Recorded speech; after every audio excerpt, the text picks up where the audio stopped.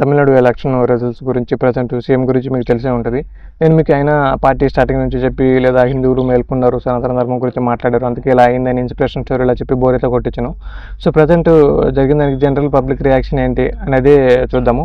And అందరికీ నమస్కారం, వాళ్ళకి back to our channel the Balu reports. నేను మీ బాలుని మీకోసం కొత్త విశేషాలు తెచ్చేసాను. సో వాటిని మిస్ అవ్వకుండా చూడాలి అంటే సో మన ఛానల్ ఇప్పుడే సబ్స్క్రైబ్ చేయండి అండ్ అలాగే వీడియోని చిన్న లైక్ అయితే కొట్టేసేయండి.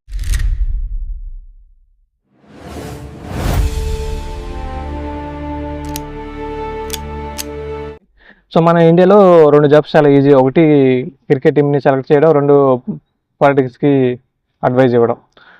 సో ఒకరంటారు సినిమా హీరోలు పాలిటిక్స్లో సక్సెస్ అవ్వడానికి, ఇంకొకడు నువ్వు సీఎం మెటీరియల్ అని. సినిమాలో మనం చూసాం, హీరో వస్తాడు, ప్రాబ్లమ్స్ అన్ని సాల్వ్ చేస్తాడు, లాస్ట్లో జనాలంతా క్లాప్స్ కొడతారు. కానీ రియల్ లైఫ్లో హీరో స్క్రీన్ నుండి దిగితే అక్కడ క్లాప్స్ ఉండవు, క్వశ్చన్స్ స్టార్ట్ అవుతాయి. అదే జరిగింది విజయ్ గారి లైఫ్లో.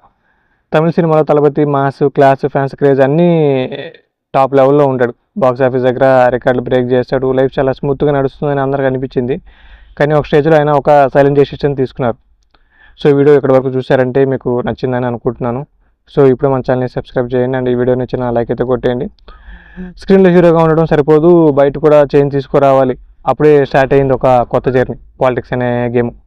పాలిటిక్స్ అంటే సినిమా కాదు, అక్కడ స్క్రిప్ట్ మన కంట్రోల్లో ఉండదు, విలన్స్ క్లియర్గా కనిపించారు, ట్విస్ట్ అనౌన్స్ చేయరు. కానీ విజయ్ గారు స్లోగా స్టెప్ తీసుకున్నారు. మీటింగ్లు, స్పీచెస్, యూత్ని కనెక్ట్ అవ్వడం, అందరం అబ్జర్వ్ చేస్తూ తన స్పేస్ని క్రియేట్ చేసుకున్నారు. కొంతమంది అన్నారు ఇది జస్ట్ హైప్ కోసమే, ఎలక్షన్ వరకు మాత్రమే. ఇంకా కొంతమంది అయితే హీరో అంటే స్క్రీన్ మీదే బాగుంటుంది, పాలిటిక్స్లో కష్టం అంటే. మన ఇండియాలో ఎక్స్పర్ట్లు ఎక్కువ, పని చేయడం కంటే ఫ్రీగా అడ్వైజరీ ఇవ్వడం ఈజీ కదా. తొలి రాజకీయ సభ విక్రవాడలో జరిగింది. భారీ బహిరంగ సభది సుమారు 8 లక్షల మంది అభిమానులు అయితే ప్రజలు వచ్చారు. సో విజయ్ గారి కేసుకి అదే నిదర్శనం. వచ్చిన వారంతా ఓటర్స్గా మార్చుకోవడంలో విజయ్ గారు సక్సెస్ అయ్యారు. విజయ్ గారి మేనిఫెస్టో ఏంటో ఒకసారి చూద్దాం. ప్రతి మహిళకి నెలకి 2500 అండ్ ఫ్రీ బస్సెస్. ఇప్పుడు అన్ని స్టేట్స్కి ఇదే అలవాటు అయిపోయింది. సో పేదలకి ప్రతి ఇయర్ ఫ్రీగా 6 సిలిండర్లు అండ్ యువతకి నిరుద్యోగ వృత్తి 2000. ప్రైవేట్ కంపెనీలో లోకల్ వాళ్ళకి అంటే తమిళనాడు వాళ్ళకి 75% రిజర్వేషన్. స్టూడెంట్స్కి ఎవ్రీ ఇయర్ 15,000 ఇవి మన ఏపీలో కూడా ఉన్నాయి. రైతులకి రుణమాఫీ. ఇది విజయ్ గారి మెయిన్ మేనిఫెస్టో. కానీ ఇక్కడ క్వశ్చన్ ఏంటంటే ఒకసారి యాక్టర్ ఎందుకు రిస్క్ తీసుకుంటున్నాడు? మనీ ఉంది, ఫ్రేమ్ ఉంది, కంఫర్ట్ ఉంది. ఆన్సర్ సింపుల్ కాదు. కొన్నిసార్లు మనిషికి సక్సెస్ కన్నా ఇంపాక్ట్ ఇంపార్టెంట్ అయిపోతుంది.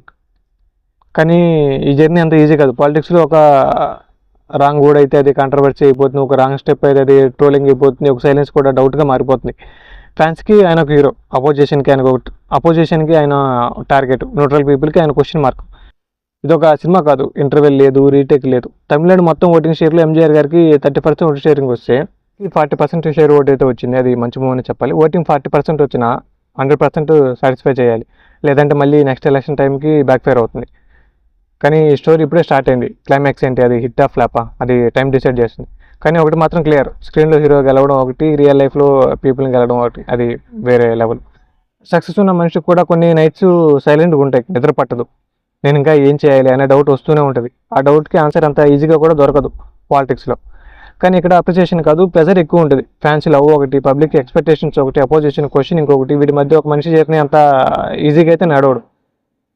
ఇది విజయ్ గారి స్టోరీ.